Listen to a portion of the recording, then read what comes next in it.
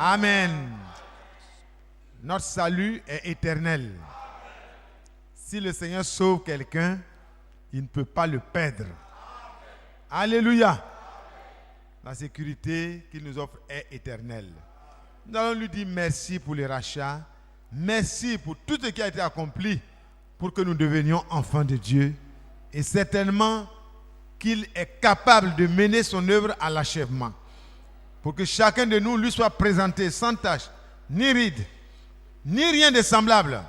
Mais chacun soit présenté saint et irréprochable. Disons merci au Seigneur ensemble et recommandons-nous encore à sa grâce. Prions. Notre Père et notre Dieu. C'est la vérité. Tu nous as donné un salut éternel. Oh, gloire, honneur et louange soient à toi seul rendus d'éternité en éternité. Oh, merci Seigneur. Merci parce que ce que tu fais pour nous, oh notre Dieu, personne ne peut l'arracher. Oh, merci Seigneur. Tu l'as racheté. Tu as payé ce qu'il faut payer pour que chacun de nous retrouve la pleine liberté. Oh, gloire, honneur et louange soient à toi seul, d'éternité en éternité. Nous nous recommandons à toi pour la suite de la marche, afin que, Seigneur, tu nous tailles, tu nous émondes, tu nous prépares, oh Dieu, et que tu fasses de nous des hommes prêts à toute bonne œuvre, Seigneur. Merci beaucoup. Que tu façonnes chacun de nous. Depuis notre cœur, notre esprit, notre corps, que tout soit consacré à toi. Au nom du Seigneur Jésus-Christ. Amen. Merci Seigneur. Alléluia. Notre Père et notre Dieu, nous recommandons ton serviteur, notre frère Ali Robert, qui va nous apporter le conseil de ta part.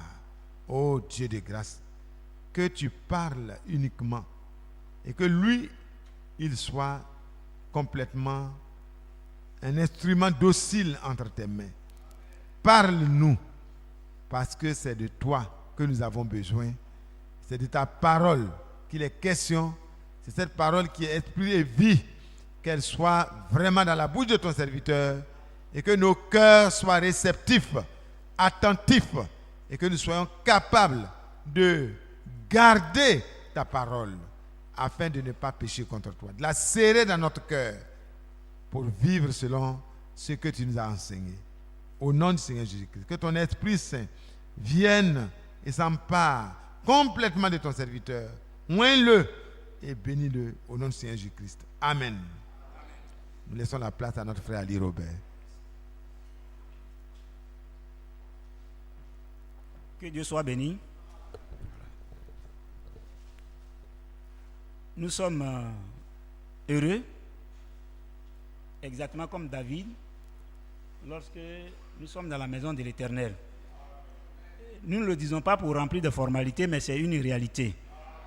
Parce que nous ne pouvons pas avoir de la joie ailleurs, si ce n'est que dans la maison de Dieu. Ce soir, nous allons aborder un sujet très important, mais je ne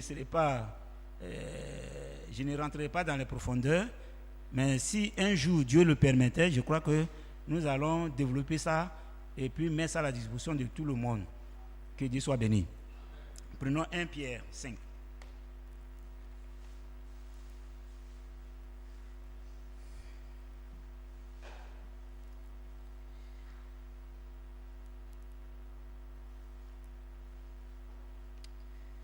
Je lis à partir du verset, je lis le verset 7.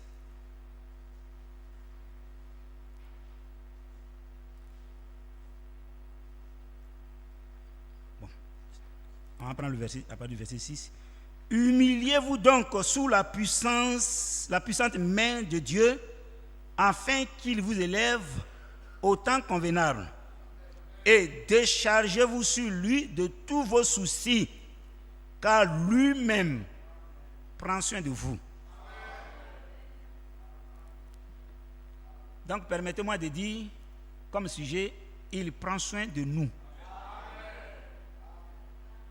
Gloire à Dieu. Il prend soin de nous. Vous savez, la parole de Dieu est une pépite d'or.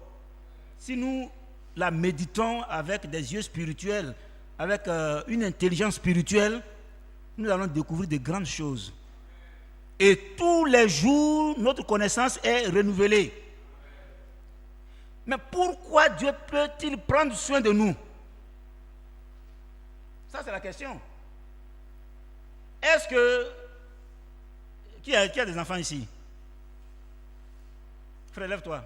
Oui, frère Yapo. Que Dieu te bénisse. Alors, mais pourquoi, frère? Tu as des enfants, non? Qui prend soin d'eux?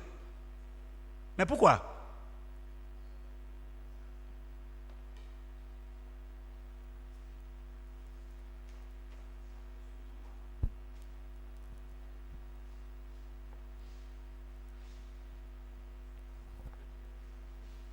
C'est Dieu qui les a donnés.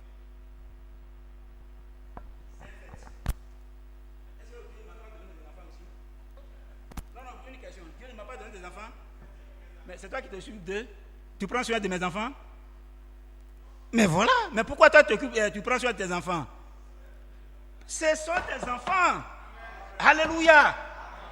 Tu prends soin de tes enfants, frère. C'est ça que nous devons comprendre. Il prend soin de nous parce que nous sommes ses enfants. Gloire à Dieu. Non, on ne prend pas soin des enfants. Peut-être tu peux donner à manger à un enfant, quelqu'un que tu as trouvé comme ça. Mais tu ne prends pas soin de lui. Hein? Mais tu prends soin de tes enfants. Alors déchargez-vous de tous vos soucis. Car lui-même prend soin de vous. Et voilà, frère, sœur. Alléluia. Mais est-ce que ça ne vous fait pas tressaillir? À moins que nous ne soyons pas des enfants de Dieu. Celui qui est enfant de Dieu, il doit savoir que Dieu prend soin de lui. Peu importe les difficultés, peu importe les problèmes, mais il prend soin de lui. On dit lui-même prend soin de nous. Mais frère, c'est tout. C'est, oh Dieu, la profondeur appelle la profondeur. C'est la vérité. La profondeur appelle la profondeur. Le jour que vous allez comprendre, malgré vos difficultés, malgré vos échecs, malgré votre pauvreté, le jour que vous allez comprendre que Dieu seul est votre Père, alors sachez qu'il prend soin de vous. Il prend soin. Il prend soin de moi, il prend soin de vous, il prend soin de chacun de nous. Même s'il est fâché, c'est normal. S'il est fâché, qu'est-ce qu'il va me dire? Attention, il va te frapper. C'est pourquoi il dit, moi je châtie celui que j'aime. C'est normal. Mais s'il prend soin, malgré tout, il prendra soin de nous. Que Dieu soit béni. Alors j'ai écrit, prenons Genèse 7.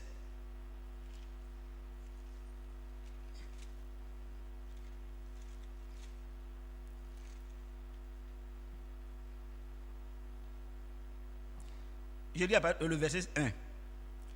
L'Éternel dit à Noé, entre dans l'arche, toi et toute ta maison, car je t'ai vu juste devant moi parmi cette génération.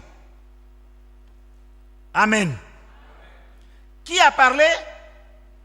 Dieu a parlé à Noé. Rentre dans l'arche, toi et ta maison. Mais pourquoi il a parlé à Noé? Parce que, il y a un malheur qui va venir. Ça, c'est le malheur qui va venir. Mais est-ce que le malheur vient pour Noé seul? Mais non, frère. Le malheur ne vient pas pour Noé seul. Mais quand même à Noé, il dit, rentre dans l'arche. Pourquoi? Parce qu'il a promis de prendre soin de lui. Mais pourquoi il prend soin de lui? Chacun doit prendre soin de ses enfants, de sa maison, de son foyer. Et quand nous regardons, je n'ai pas noté, mais je crois, prenez avec moi,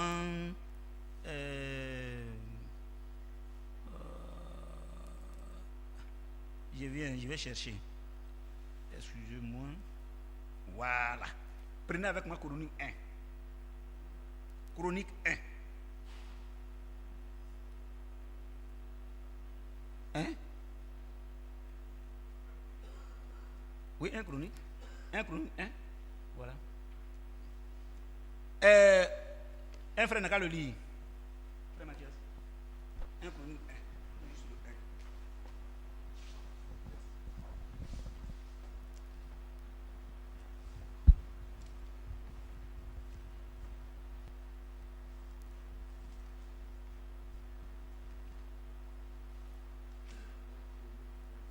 Oui, le verset 1.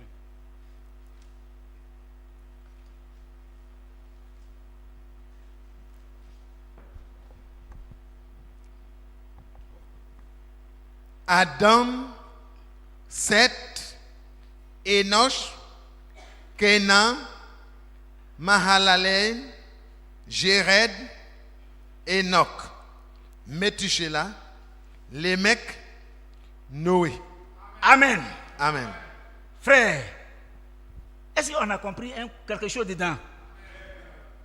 Quand on a parlé d'Adam, Dieu a créé et a formé Adam. Donc la première création, au point de vue, l'homme, c'est qui? Adam. Amen. Mais vous allez voir, de tout ce qui s'est passé, il y a eu les enfants si vous voulez, de Caïn et tout ça. Mais il vient et puis il dit à Noé, rentre dans l'arche. Pourquoi tu dois rentrer dans l'arche? Parce que j'ai vu ce monde-là qui est dans une position qui n'est pas bien. Mais toi, je t'ai trouvé juste. Mais moi, Noé, qui je suis? Et vous retournez dans la généalogie, vous découvrez que Noé fait partie des descendants d'Adam. Alléluia. C'est clair. Mais c'est pourquoi il s'est chargé lui-même de s'occuper d'Adam. Donc, si nous sommes descendants d'Adam, il s'occupera de nous. Il prendra soin de nous. Sœur, c'est pas obscur dans votre esprit? Ça va? Vous comprenez ça? Merci. Et puis, j'avance un peu. Donc, vous voyez, quand vous regardez, on dit, le livre de Chroniques que nous venons de lire, c'est tout à fait indiqué que Noé fait partie des descendants d'Adam. Alors, et il voit ce Noé-là en danger, parmi une génération perverse. Mais on ne me dira pas que Noé et ses yeux n'ont jamais vu la perversité. Mais son cœur de Dieu, d'enfant de Dieu, brûlait au-dedans de lui.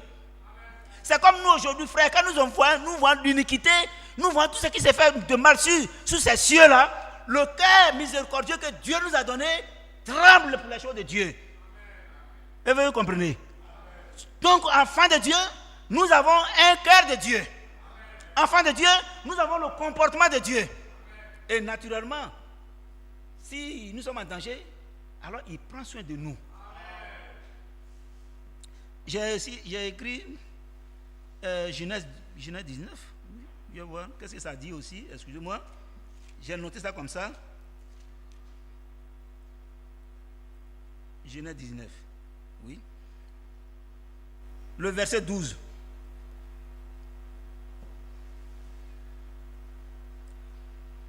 Les hommes dirent à Lot, qui as-tu encore ici, gendre, fils, fille, et tout ce qui t'appartient dans la ville, fais-le sortir de ce lieu, car nous allons détruire ce lieu, parce que le cri contre les habitants, ses habitants, est grand devant l'Éternel. L'Éternel nous a envoyés pour le détruire. Amen. On a compris quelque chose aussi? Il s'agit de Lot. Mais quand vous rentrez, Lot était parent de qui? Alléluia. Et si vous voulez voir pourquoi le Seigneur n'a pas laissé, je viens aussi, il dit quoi?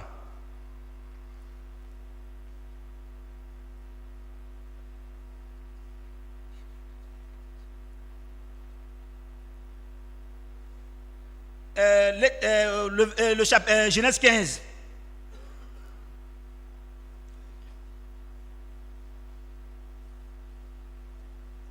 Genèse 15. Après ces événements, la parole de l'Éternel, au verset 1, l'Éternel fut adressé à Abraham dans une vision et dit, Abraham, ne crains point, je suis ton bouclier et ta récompense sera grande. Abraham répondit, Seigneur éternel, que me donneras-tu? Je m'en vais sans enfant et l'héritier de ma maison c'est Eliezer de Damas. Et Abraham dit, voici, tu ne m'as pas donné de postérité et celui qui est né dans ma maison sera mon héritier. Alors la parole de l'Éternel lui fut adressée ainsi, ce n'est pas celui qui sera ton héritier, mais c'est celui qui sortira de tes entrailles qui sera ton héritier. Après cela, après l'avoir conduit dehors, il dit, regarde vers le ciel et compte les étoiles. Si tu peux les compter, et il lui dit, telle sera ta postérité. Amen. Abraham eut confiance en l'Éternel qui lui fut imputé à justice. Frère, regardez bien. C'est vrai, j'ai parlé de Lot. Lot a bénéficié de son alliance, de sa paternité, de son appartenance à Abraham. Et lorsque vous avez vu que dans Sodome et Gomorrhe, les choses qui se passaient n'étaient pas conformes à la volonté de Dieu, Dieu a décidé de détruire Sodome et Gomorrhe. Mais il se trouve que dans cette ville-là se trouvait un parent. Alléluia. Un parent. Et ce parent, c'est Lot. Oui, ce parent, c'est Lot. Or, il se trouve que Dieu a fait la promesse à Abraham.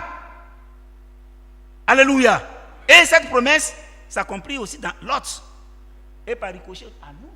C'est pas, je vous dis, prenons. Excusez-moi, il y a des choses que je n'ai pas notées qui me viennent. Comme ça, on va lire. Prenez Romains 9. Romains 9. Romains 9 dit ceci.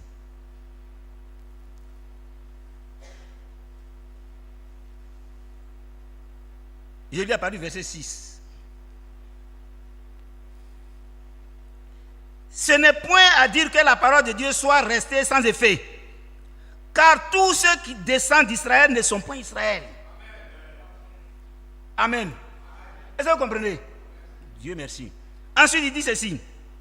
Et pour être la postérité d'Abraham, ils ne sont pas tous ses enfants. Ensuite, il dit,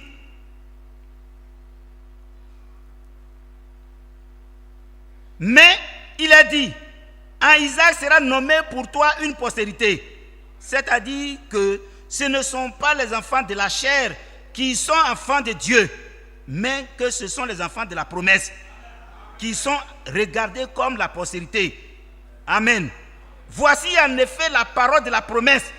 Je reviendrai à cette même époque et Sarah aura un fils. Et vous allez voir, frère, nous qui sommes là, si Dieu ne prend pas soin de nous, cela veut dire en clair que nous ne sommes pas dans cette postérité promise. C'est pas vrai? Pourquoi? Parce que lui, il prend soin de sa postérité. Il prend soin de ses enfants. C'est clair? Vous comprenez?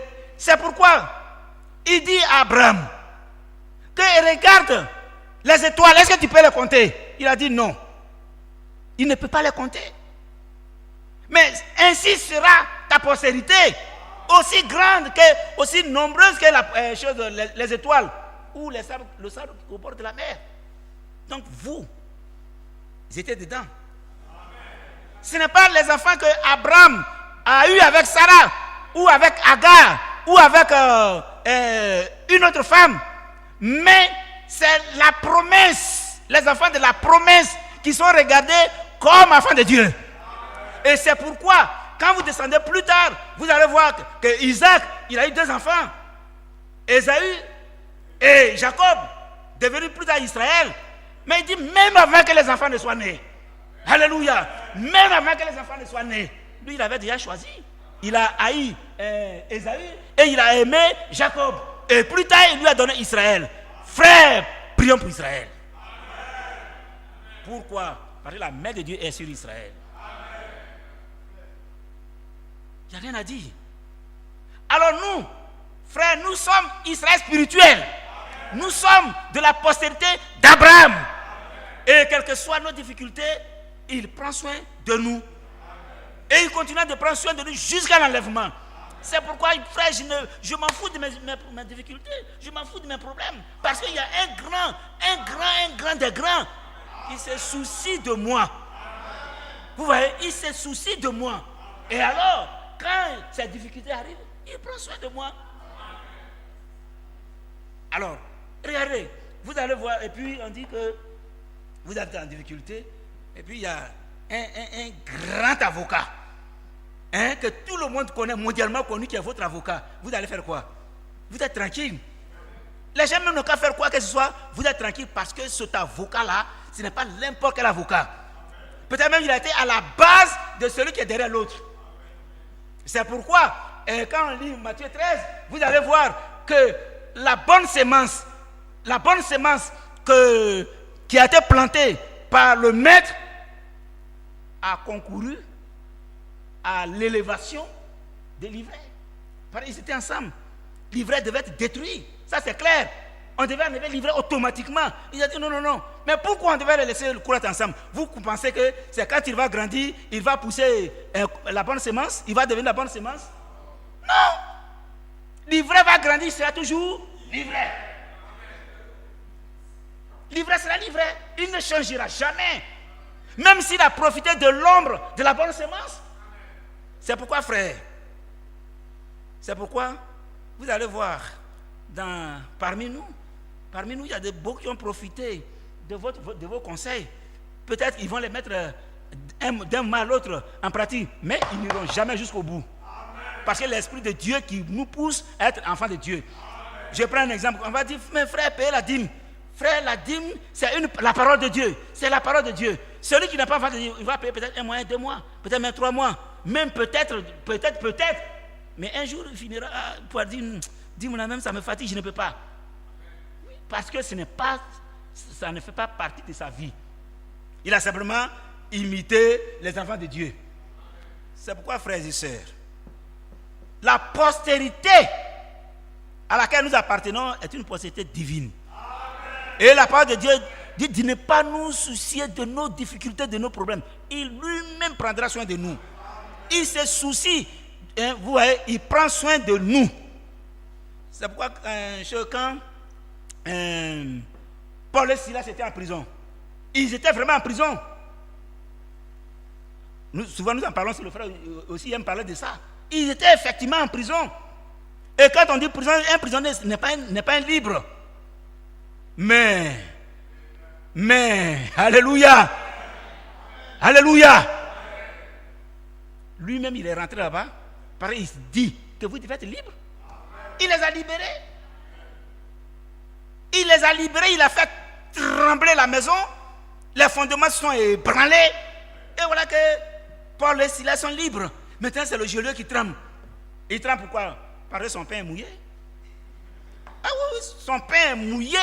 Donc il tremble. Ah, comment on va me payer? Est-ce que moi-même on ne va pas me mettre en prison? Mais je rends aussi gloire à Dieu, parce qu'il a fallu que cela vienne pour que lui-même il sache ce qu'il doit faire, il soit enseigné sur les choses spirituelles. Bon, je ne connais pas la suite, je ne sais pas si le frère, je ne sais pas s'il a eu l'information que le geôlier plus tard il est sauvé. Là je ne sais pas. Mais il a posé la question, qu'est-ce que je dois faire pour être sauvé? Voilà. Il a été baptisé, et s'il a été baptisé frère, c'est qu'avant la fondation du monde, cet homme-là était enfant de Dieu.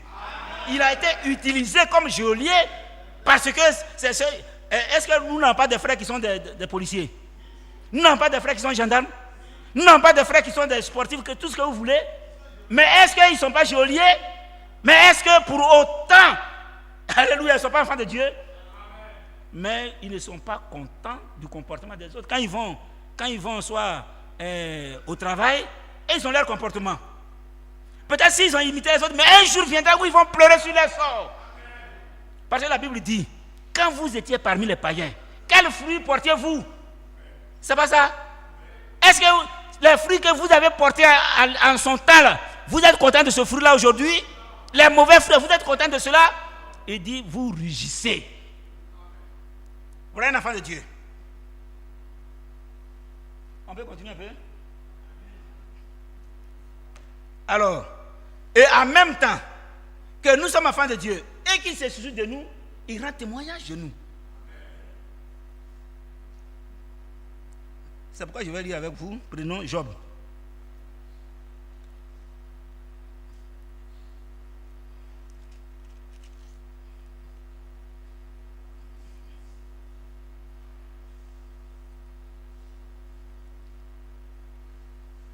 Je lis Job 1.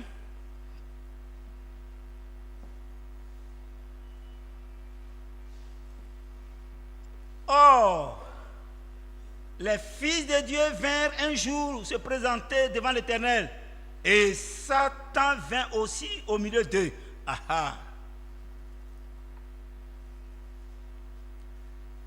L'Éternel dit à Satan, alléluia, il y a une causerie qui va se passer. Frère, il y a des choses qui se passent à votre insu. Tenez bon. Soyez chrétiens. Persévérez. Vous ne savez pas le dialogue que Dieu a à votre sujet avec le diable. Mais il y a un dialogue, il y a une causerie. Mais si vous êtes un tremblant, si vous êtes un clochard, si vous n'êtes pas persévérant, est-ce que vous pensez que Dieu va se lever comme ça pour dire de Job, regardez mon serviteur Job? Est-ce que Dieu va le faire?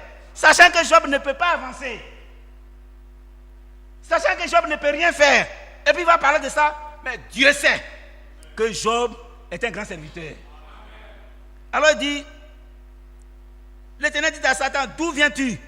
Et Satan répondit à l'Éternel, de parcourir la terre et de m'y promener. L'Éternel dit à Satan, as-tu remarqué mon serviteur Job? Alléluia. As-tu remarqué? Est-ce que Job était au courant? Non, frère. Job n'était pas au courant. Mais il y a quelque chose qui s'est passé à son insu. Dieu parlait de Job. Alléluia. Dieu peut parler de vous. Vous n'avez pas besoin de le savoir. Mais il y a un combat qui se mène. Alors il dit, oui, il dit,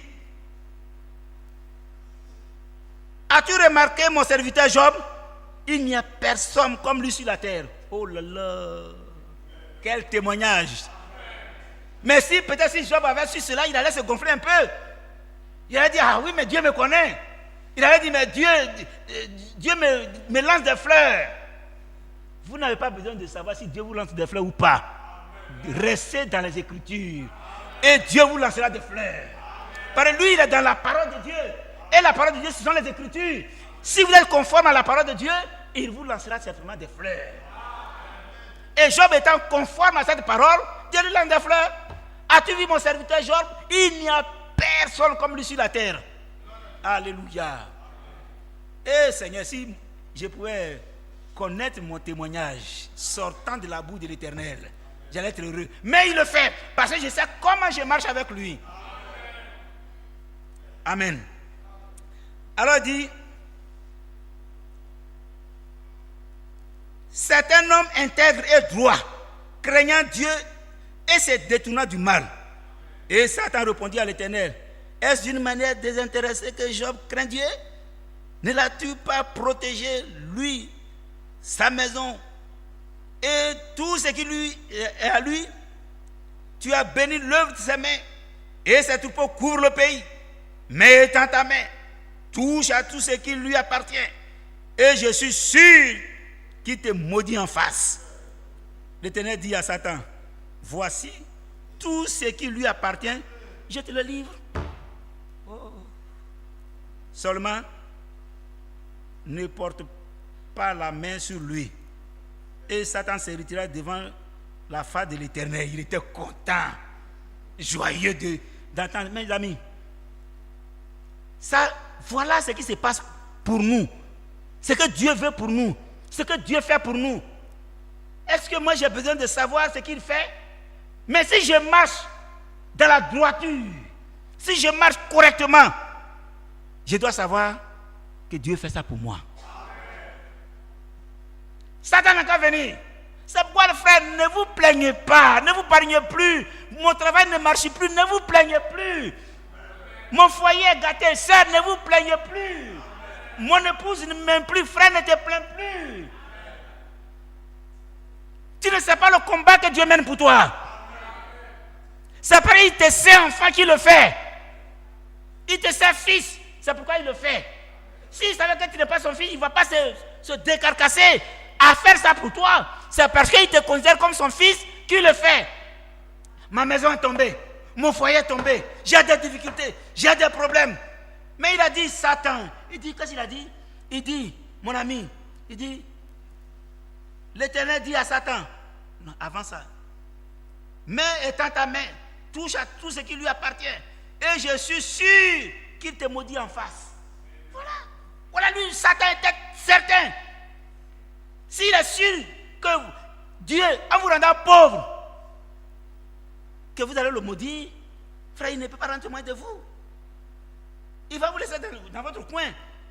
Mais il a dit, l'Éternel dit à Satan, voici tout ce qui lui appartient, je te le livre. Il n'a pas dit une partie, je te livre tout ce qui lui appartient. Est-ce que vous comprenez ça un peu, sœur? Une partie de ton foyer? Non. Tout ce qui t'appartient, il le livre. Est-ce que vous comprenez? Alors, pourquoi il a livré? Parce que Satan, lui, il est certain qu'en le faisant, Job va maudire Dieu. C'est mal connaître Job. C'est mal nous connaître. Alléluia. C'est mal nous connaître. Nous sommes enfants de Dieu. Et l'Esprit de Dieu qui est en nous, nous fait résister à Satan. Alors il dit, je continue un peu.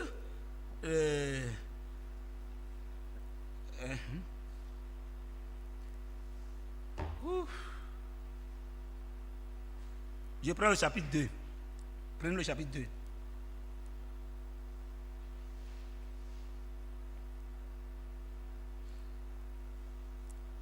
Le chapitre 2, le verset 3 dit ceci. L'Éternel dit à Satan, as-tu remarqué mon serviteur Job? Il n'y a personne comme lui sur la terre.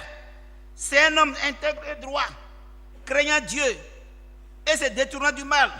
Il demeure ferme dans son intégrité et tu m'excites à le perdre sans motif. Vous voyez? Ça, c'est sans motif. C'est sans motif. Tu m'excites à le perdre sans motif. Est-ce qu'un jour vous avez des difficultés puis vous avez commencé à maudire Dieu? Si vous le faites, il y a un motif. Et il y a un frère, soit le frère Isaac ou le frère Matthias qui disait, pour que l'ennemi puisse vous avoir, il faut qu'il trouve une brèche. Si vous ouvrez une lucarne, il pénètre, alors il peut vous avoir, même les sorciers du village. Pour vous toucher, il cherche une occasion. Et quand l'occasion est tout trouvée, alors il peut vous atteindre.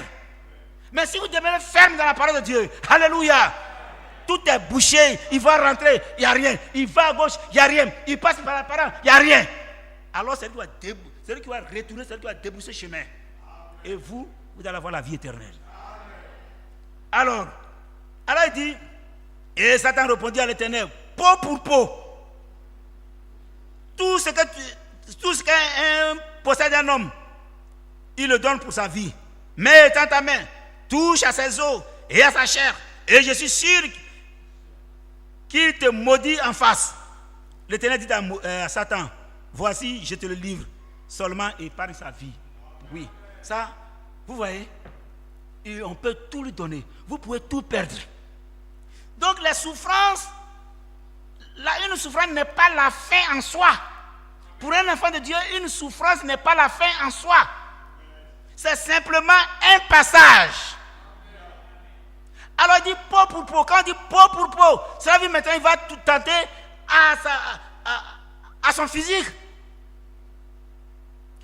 Premièrement, c'est le matériel. Maintenant, il va toucher à sa vie, à sa peau. Et il ressort que Job, il souffrait tellement qu'il prenait même les tessons de bouteilles pour se gratter. Vous voyez, il prenait même les tessons de bouteilles pour se gratter. Parce que ses ongles ne suffisaient plus. À des moments donnés, il est obligé, après que sa femme ait fini de préparer, nettoyer le trépied, enlever la cendre et se coucher pour que la chaleur du foyer le soulage. Quelle souffrance! Quelle souffrance! J'ai perdu mon travail. J'ai perdu ceci. J'ai perdu cela. À la lecture de ce passage, rien alors. Je vous dis bien, rien ne peut nous justifier. Rien ne peut justifier notre mauvais comportement devant Dieu. Rien. Tu as perdu ton emploi, il n'y a rien qui peut justifier que tu maudisses Dieu. Frère, avant que je n'étais pas chrétien, tout allait bien. Qu'est-ce qui allait? Tu avais la vie éternelle? Mais Job, malgré tout, il a toujours continué de conserver la vie éternelle. Job a tout perdu. Job a tout perdu. Mais un jour, Dieu a restitué à Job au double de ce qu'il avait. Oui, c'est ça. Cela doit nous exciter, quelles que soient les difficultés, quels que soient les problèmes, à demeurer ferme. Seigneur, je lis Job. Seigneur, je lis Job. Seigneur, je lis Job. Si Job a été un homme, oh Dieu, si Job a été un homme, c'est-à-dire, si ce n'est pas une histoire, si ce n'est pas un conte, si ce n'est pas une histoire comme il raconte, si Job a été un homme qui a eu un père et une mère, qui a eu des enfants comme moi, alors, il n'y a pas de raison que je renonce à ce que je fais. Jemima, qui est un enfant qui s'appelle Jemima ici? Alléluia. Alors Jemima, c'est la première fille que Job a eue lorsque il a commencé à récupérer tout ce qu'il a perdu. Elle lui a donné le nom de Jemima. Je peux même dire, c'est peut-être que ça veut dire espérance. Alléluia. Frères et sœurs, c'est vrai, il y a longtemps nous sommes assis ici. Il y a longtemps nous faisons la lecture des Écritures. Mais est-ce qu'il nous a traversé un jour de renoncer à la parole de Dieu? Non. Ça n'existe même pas. C'est-à-dire, ça doit même. Je peux avoir des difficultés ailleurs. Mais abandonner mon Dieu. Ah, ça aussi c'est trop fort. Sœurs, frères, résistons. L'ennemi, il est à notre trousse. C'est ce que la Bible dit. On a lu 1 Pierre de suite. Il a dit, l'ennemi, il est à notre trousse, cherchant qui dévorer, il est comme un lion, rugissant. Qui c'est vous qui regardez, vous qui allez aux eaux là, faites attention, un jour, faites attention. Pareil, il y a des lions affamés là-bas. Ayam Sokro, les crocodiles n'ont pas mangé quelqu'un. Peut-être même ce n'est pas un, il a mangé même 3. Vous comprenez ça? Quelle que soit votre épreuve, sachez que Dieu est à vous dans l'épreuve. Dieu est avec vous dans votre épreuve. Il ne vous abandonnera jamais. S'il a rendu témoignage de Job, il doit rendre témoignage de nous. Un jour, excusez-moi, lorsque j'étais encore en fonction, mon chef, il dit, mais monsieur Ali, pourquoi il y a des employés à votre disposition et puis il y a certaines choses, c'est vous qui les faites? Je l'ai regardé et dit, merci chef. Mais sachez bien, en fin d'année, nous sommes notés. Et nous sommes récompensés en fonction du travail que nous faisons. Est-ce que quand vous promettez de me récompenser là, est-ce que j'ai dit de récompenser l'autre avant de me récompenser? Qui parmi vous un jour, on veut lui donner, non, frère, va me donner, mais il faut donner à l'autre d'abord. Qui a fait ça? Fin d'année, votre chef veut vous promettre il va vous promouvoir votre grade. Et puis vous dites non, il faut donner ça à l'employé là d'abord. Qui a fait ça ici? Ça n'existait pas. Chef, chaque année là, quand vous faites une augmentation là, je prends. Donc le travail que je dois faire, je le fais. Et puis entre autres, si un employé sait que ce travail, vous ne savez pas le faire, il va se moquer de vous. Ah oui. Et là, on les nomme chef pour rien, ne connaissent rien. Ils viennent se promener ici, seulement les papiers, c'est nous qui faisons tout. Et là, quand j'étais encore à Cocody, il y a un employé comme ça, il a mélangé toute la comptabilité, puis il a déposé. Et puis lui, il savait ce qu'il avait fait. Donc il est là, puis il s'est tourné les pouces. Les gens ont commencé à pointer et dire donnez-moi ça ici. Allez, déposez-moi tout. Je lui ai donné 5 minutes. Quand j'ai fini, allez, venez prendre pour aller faire le journal, on va partir. Les gens ont commencé à applaudir. Non. Parlez-vous. Quand vous ne savez rien et que vous donnez ça à l'employé, c'est bon de vous. En fin d'année, quand on veut vous augmenter, vous n'avez jamais dit non. D'augmenter l'autre d'abord. Frères et sœurs, Dieu se soucie de nous. Et la vie éternelle est individuelle. La vie éternelle est individuelle. C'est pareil, et puis je suis sauvé, que j'ai pris pour que mon frère soit sauvé. Moi-même, je ne suis pas encore sauvé, et puis j'ai pris pour que l'autre soit sauvé. Qui a vu ça? Qui m'a dit, est-ce que Dieu va t'écouter? L'ennemi même va se moquer de toi. Bien-aimés frères et sœurs, le temps pour nous est venu de faire confiance en Dieu totalement en ce qui concerne nos besoins. Il prend soin de nous. Il prend soin de nous dans tous les détails. Il n'y a même pas un petit détail qui est resté. Votre mariage, il est dedans. Vous avez peut-être 30 ans, 40 ans, 50 ans, dans le message, vous n'avez pas eu de mari. Ne craignez rien. La vie éternelle vaut mieux que le mariage. Oui. La vie éternelle. Et puis, qui a dit que là où on va, il y a mariage là-bas? Au point où Paul même a dit, je souhaiterais que vous soyez comme moi. Vous comprenez? Paul a été célibataire. Moi, mon fils, c'est que vous soyez comme moi. Mais, comme chacun de nous détient de Dieu un don particulier, celui qui n'a pas le don de célibat, qu'il se marie ou le débrûler. Voilà. C'est ainsi qu'il a ouvert cette brèche-là pour qu'on puisse se marier. Mais n'oubliez pas que vous aurez la tribulation dans la chair. Donc si un frère vient ou un frère va vers une soeur pour dire que je vais t'épouser, sœur, c'est une grâce de Dieu aussi. Dites merci, mais ça ne peut pas annuler le plan de salut de Dieu. Non. Ça n'existe pas. Au contraire, c'est une bénédiction. Alors je ne sais pas, j'ai encore deux choses à lire, mais je vais arrêter. C'est une réunion de prière. Mais je crois qu'un jour, les frères vont développer ça. Voilà. Que Dieu soit béni.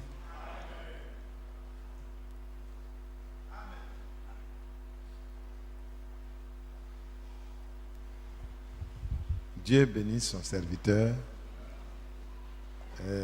Nous allons donc prendre la position qui nous convient pour prier un instant, parce que ce que nous avons entendu, chacun de nous va méditer là-dessus dans la prière.